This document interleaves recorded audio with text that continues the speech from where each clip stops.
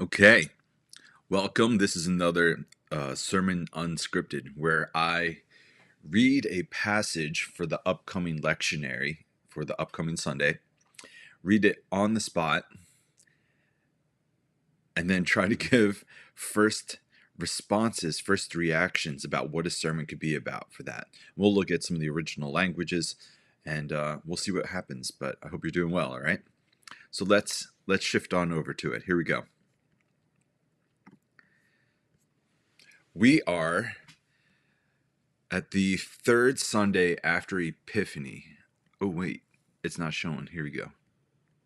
There we go. We are at the third Sunday after Epiphany, which means that would be January 22nd, 2023, and it's Matthew 4, 12 through 23. And fortunately, I have this already pulled up. So 12 through 23. Here we go. That's an interlineary Greek, but here's the English. 12 through 23. It begins. Here we go. When Jesus heard that John had been put in prison, he withdrew to Galilee.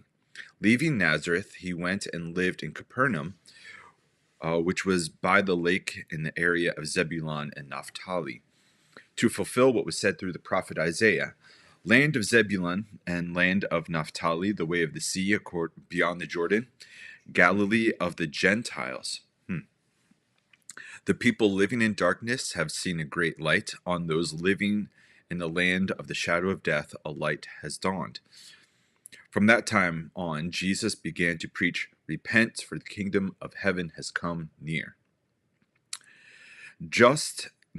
As Jesus was walking beside the Sea of Galilee, he saw two brothers, Simon called Peter and his brother Andrew. They were casting a net into the lake, for they were fishermen. "Come, follow me," Jesus said, "and I will send you out to fish for people." At once they left their nets and followed him. Going on from there, he saw two other brothers, James, son of Zebedee, and his brother John. They were in a boat with their father Zebedee, preparing their nets. Jesus called them, and immediately they left their boat and their father and followed him.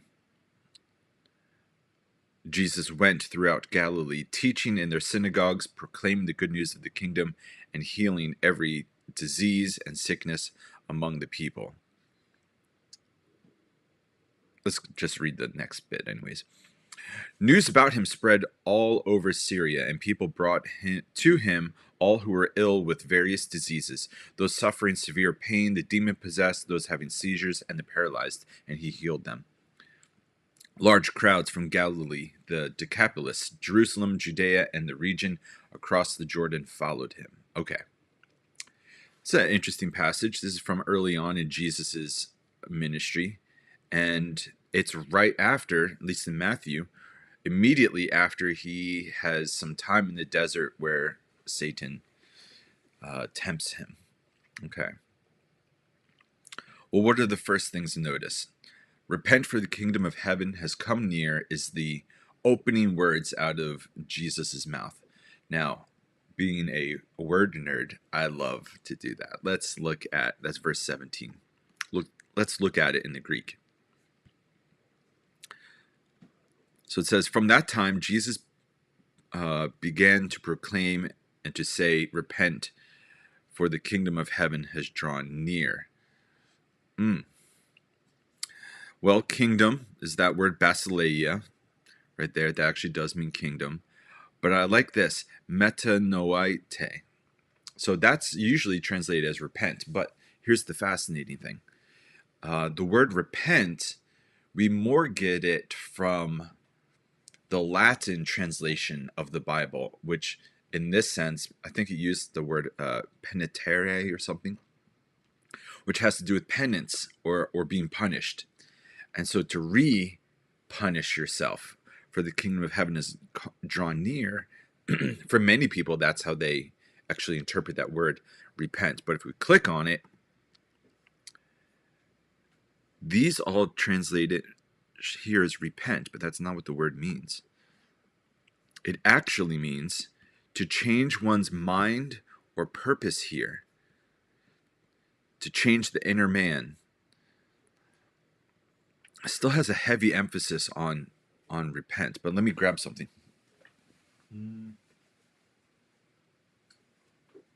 This book, Teilhard de Chardin on the Gospels by Savary, The Message of Jesus for a Revolutionary World. This has one of the best short excursions, deep dives on the word repent, or at least the word metanoia.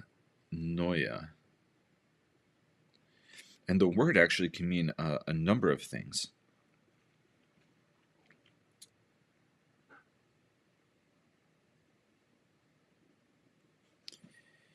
Well, I can't find it right now, but it's in here. Meta can mean change, transform.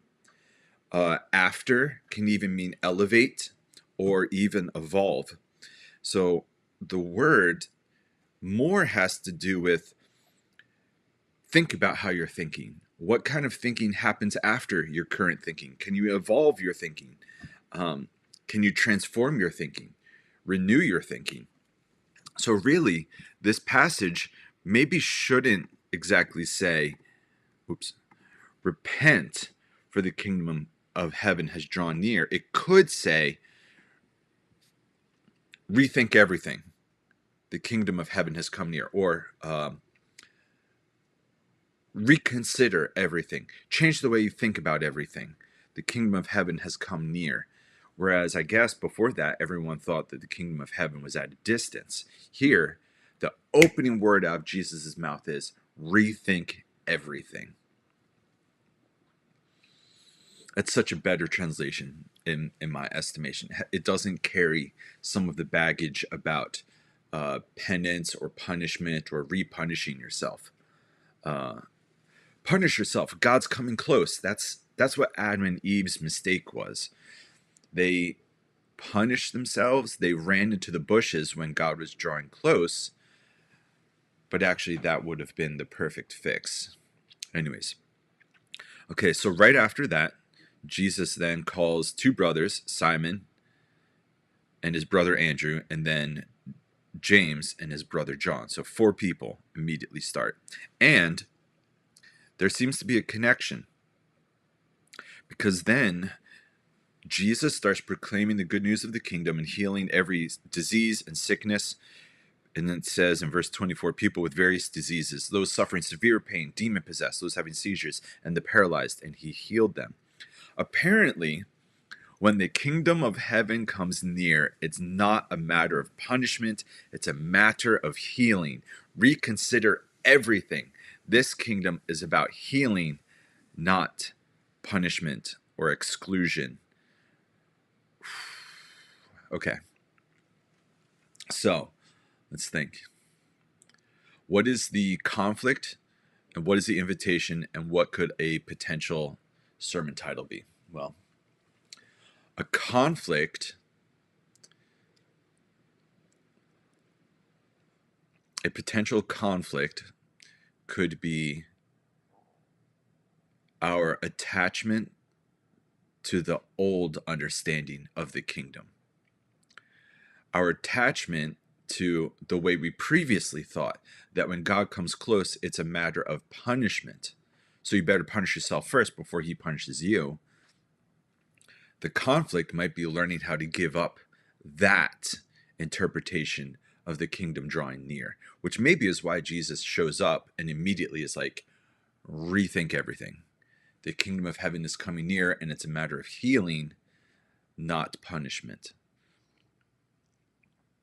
I mean, it radically changes the way you think about God. But there's something called the primacy effect, where it doesn't matter if it's true. It just matters that whatever's the first interpretation of a news event that comes to you, you're going to latch on to that just because it's the first one that you heard, not necessarily if it's true, which has led to news agencies rushing to give you their interpretation of the news. And if they get you their interpretation first, it's actually very difficult to change your interpretation of a news event to a second or third interpretation. So here, people have got to overcome the primacy effect and learn how to give up their first interpretation of the kingdom, that when God comes close, it's a matter of punishment. So you better punish yourself first before God comes to punish you. And instead upgrade to the better interpretation, which is what Jesus is giving here, of when the kingdom comes close, it's a matter of healing. And I would guess that's also the invitation. The invitation is from Jesus.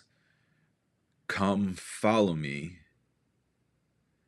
This is a new kingdom, and it's about healing and restoration and reconciliation and redemption and renewal and reclamation and repair and rescue. It's not about punishment. So that's a conflict. That's the invitation, it seems. What could a potential sermon title about this be called?